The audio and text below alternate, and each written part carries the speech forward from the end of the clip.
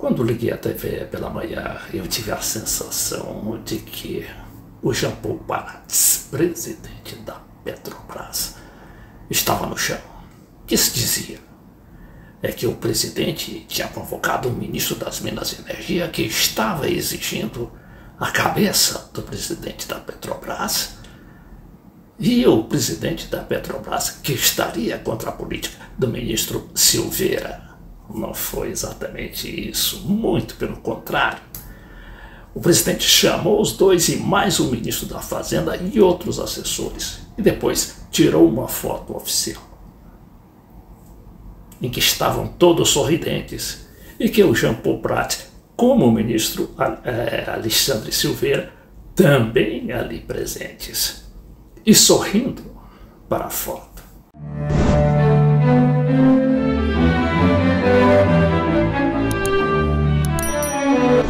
E aqui está a foto oficial, tirada esta tarde, depois de uma reunião de 3 horas entre o Prats, o ministro Silveira e os outros ministros ali presentes, inclusive o Fernando Haddad, o todo-poderoso ministro da Fazenda.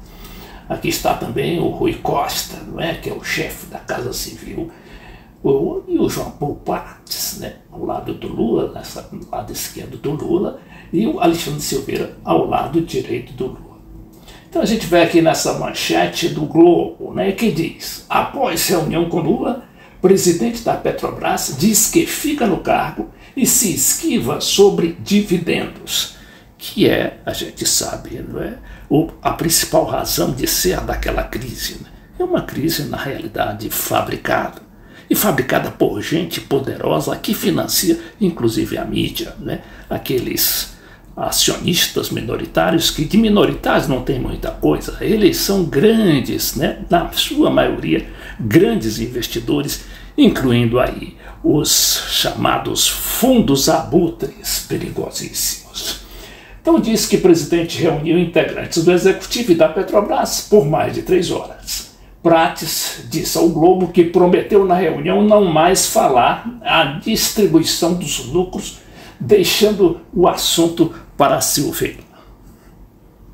No final da reunião, foram escalados para falar o ministro Alexandre Silveira, que é, em tese, chefe direto do presidente da Petrobras, o Jean Paul Prats, e o ministro da Fazenda, que é o ministro da Economia, o Fernando Haddad. Primeiro a gente parte aqui para o meio dessa entrevista, quando o jornalista indaga sobre aquela história de que o Jean Paul Prats seria demitido. Hoje, uma possível saída do presidente Jean Paul Prats? Mais uma grande especulação. Eu atribuo as duas questões que houveram desde sexta-feira da reunião do Conselho e também essas especulações que não fazem bem ao Brasil. Que não, em nenhum momento... Ele diz que são especulações que não fazem bem ao Brasil. Ele diz assim, em nenhum momento. Em nenhum momento isso foi cogitado, e como destacou o ministro Haddad, o que foi feito hoje foi uma reunião extremamente produtiva para falar sobre transição energética e... Tá aí. Então a reunião foi feita na realidade para se falar sobre transição energética e transição ecológica. Não foi bem assim, a gente sabe, não é preciso adorar a pílula. Mas a verdade não é que o ministro, o presidente, tanto o ministro quanto o presidente da Petrobras saíram fortalecidos, apesar de toda aquela especulação que foi dirigida pelo chamado mercado, E esse mercado, a gente sabe que tem lá também os fundos buitres, os fundos abutres, que são terrivelmente poderosos, a ponto até de iniciarem um ataque especulativo à nossa moeda e à própria estabilidade do governo, como já aconteceu muitas vezes, inclusive derrubando presidentes, como foi o caso da Dilma Rousseff aqui no Brasil, no ano de 2016. Transição ecológica, que é uma grande janela de oportunidades, talvez uma janela ímpar que nós vivemos de aproveitar a economia, a matriz energética do Brasil, as potencialidades naturais do Brasil, a disposição e liderança do ministro Haddad nesse processo. O Fernando Haddad também falou longamente nesta entrevista e, num certo momento, ele foi indagado sobre uma posição expressa pelo presidente Lula da Silva momentos antes, em entrevista que ele deu para a SBT. Um ponto que é uma dúvida importante que precisa ser esclarecido é o seguinte: o presidente Lula, mais cedo, ele gravou uma entrevista e falou sobre esse assunto, antes, portanto, da reunião com os senhores e com os membros da Petrobras no Palácio do Planalto.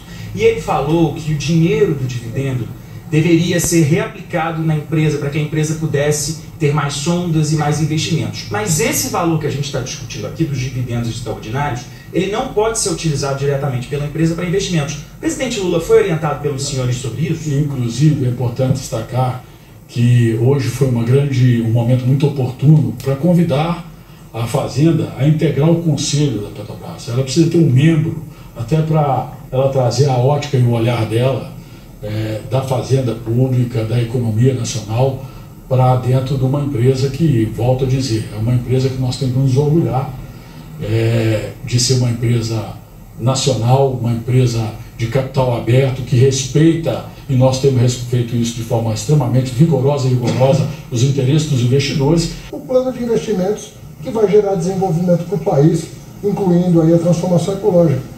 É um sopesamento que tem que ser feito para que a companhia produza os melhores resultados para si própria e os melhores resultados para o desenvolvimento do país. Com distribuição extraordinária de dividendos da Petrobras, para que possa ajudar o resultado deste ano? Eu acabei de dizer que eu não dependo disso. Né? Se vierem a ser distribuídos dividendos extraordinários, o Tesouro não vai reclamar, porque o Tesouro é acionista.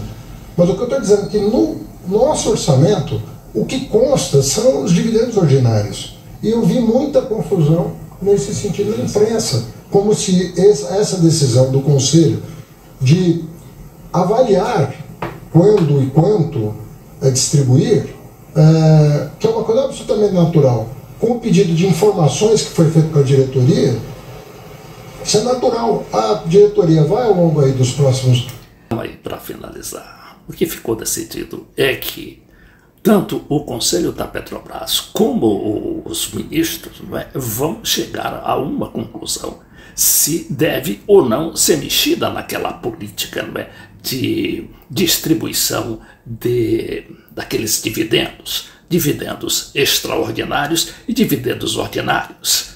Mas ficou também claro que o governo não se dispõe a deixar a Petrobras à mercê daqueles acionistas minoritários, ainda que seja grande, muito grande mesmo, a pressão do chamado mercado.